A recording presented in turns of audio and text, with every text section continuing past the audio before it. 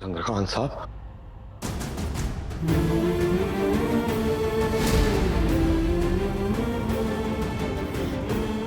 ये चंद्रकांत साहब की तस्वीर पे ये माला क्यों है?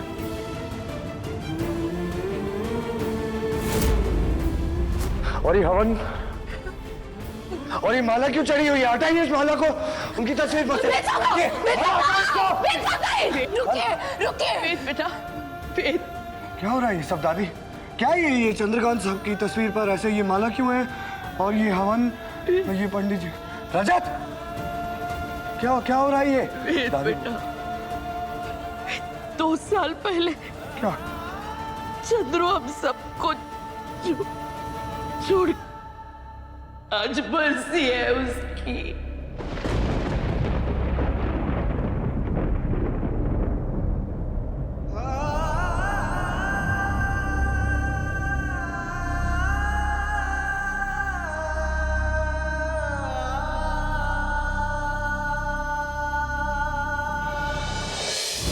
अरे नहीं नहीं, चंद्रकांत साहब गुजरे नहीं हैं, वो बस मिसिंग हैं।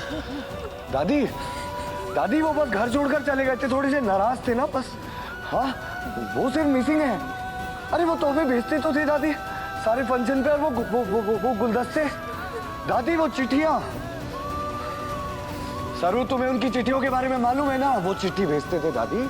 अभी हमने कुछ दिन पहले ही तो चिट्ठी पढ़ी जिसके अंदर लिखा था कि अगर मैं और अनिका एक दूसरे से शादी कर लेंगे तो शायद वो घर लौट आएंगे। उन्होंने कहा था ना फिर आप ऐसे। अरे आप लोग ये क्या कर रहे हैं? ये सब गलत है। सरू, अरे क्यों कर रही हो ये नाटक? ये झूठ क्यों बोल रही हो तुम? क्या ये सब कुछ? बोलो, क्यों बोलो?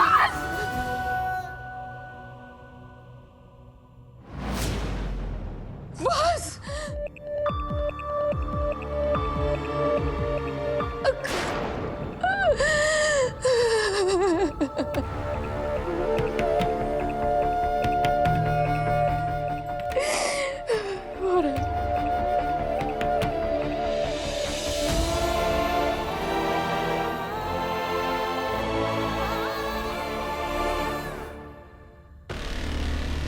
मैं पंडित जी से मिली और उन्होंने मुझसे कहा कि अगले कुछ महीनों तक शादी का कोई मुहूर्त ही नहीं है, और हमारी कुंडलियों के हिसाब से मुझे और वेद को आज के आज ही शादी करनी पड़ेगी, वरना वेद की लाइफ में कोई बहुत बड़ा अपशगुन हो जाएगा।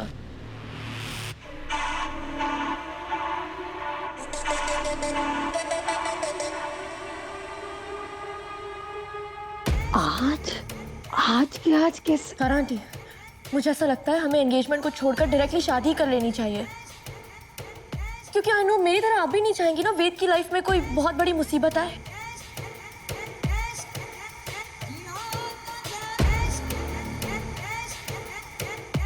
अनिका, ये कौन सा पंडित है जो सारे पंडितों से ज्यादा जानता है? मैं जोगते जी के आश्रम के पंडित जी से मिली, उन पर 100% ट्रस्ट है मुझे। सारा आंटी, यू नो ना, शादी को लेकर मेरे भी ढेरों अरमान हैं, पर अगर वेद की लाइफ का सवाल नहीं होता तो मैं इतनी जल्दबाजी में शादी नहीं करती। वेद की लाइफ मुश्किल में। शादी होगी।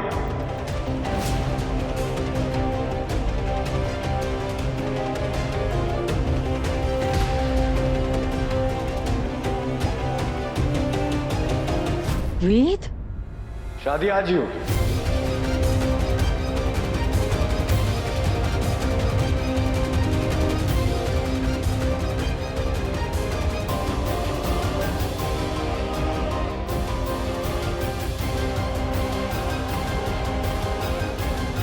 अनिका, तुम शादी की तैयारी करो। मतलब वेद को अभी तक कुछ पता नहीं चला, और जब तक सच बाहर आएगा वेद और मेरी शादी हो चुकी होगी, और फिर कोई कुछ नहीं कर पाएगा। तुम श्योर हो? माँ, मैं जो कर रहा हूँ सोच समझ के कर रहा हूँ, लेकिन उससे पहले एक बहुत जरूरी काम है जो मुझे पूरे परिवार के लिए करना है।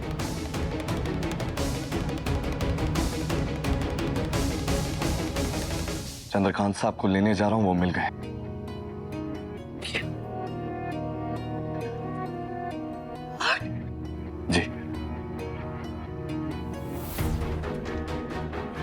वेद, चंद्रकांत अंकल मिल गए? हाँ भाभी, आपको याद है वो एक चिट्ठी थी जिसमें लिखा हुआ था कि मैं और अनिका अगर शादी कर लें तो चंद्रकांत साहब खुश हो जाएंगे और उस घर में लौट आएंगे। मैंने उस चिट्ठी को ट्रेस करने की कोशिश की। मुझे पता लगा कि वो एड्रेस यही मुंबई का है, इसलिए मैं जा रहा हूँ चंद्रकांत साहब को लेने, ताकि उनकी बेटी और मेरी शादी उनकी नजरों के सामने हो।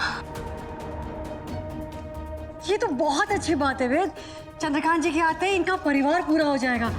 और सरोजा तो कब से इस दिन का इंतजार कर रही है। उससे पता चलेगा तो वो बहुत खुश होगी। मैं भी जाकर से बता कर आती हूँ। मैं उन्हें लेकर आता हूँ।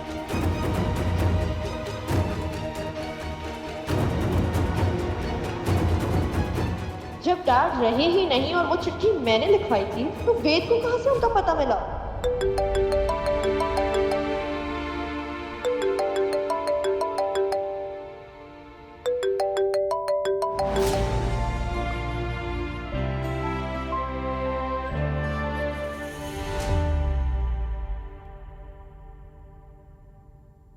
क्या हुआ चुटकी?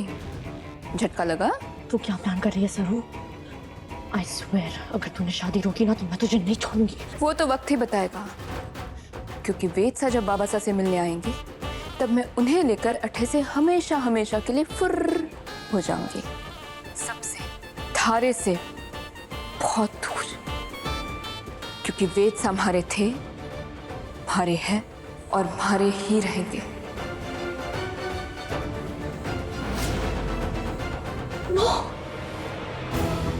वेद को अपने से दूर नहीं होने दे सकती मैं।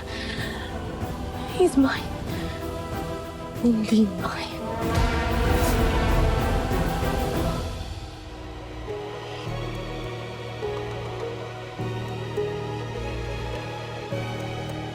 तुम्हारा खेल खत्म। अनिका बजाज। मुझे समझ में नहीं आ रहा, वो चिट्ठियां भी तो आई थी ना। वो चिट्ठियां आई थी ना घर में, तो वो चिट्ठियां कैसे? जरूर सच कह रही है वेद।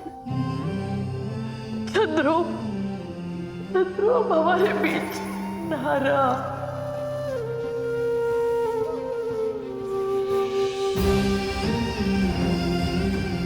ये कैसे हो सकता है दादी? वो चिट्ठियां, वो लेटर्स, दादी फिर वो लेटर्स कैसे आए? ऐसे वेद?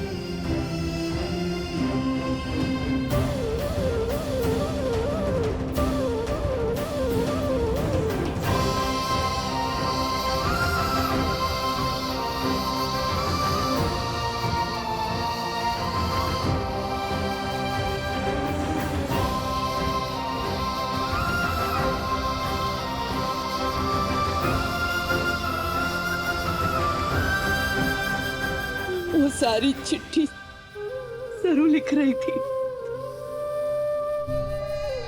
ताकि हम सबके मन में ये उम्मीद जगी रहे कि चंद्रू वापस आ जाएगा।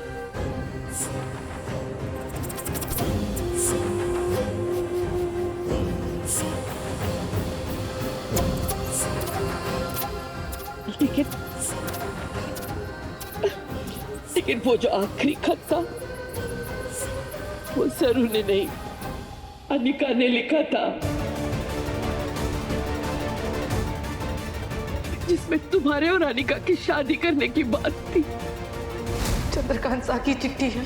मैं चाहता हूँ कि वेद और अनिका की शादी हो जाए।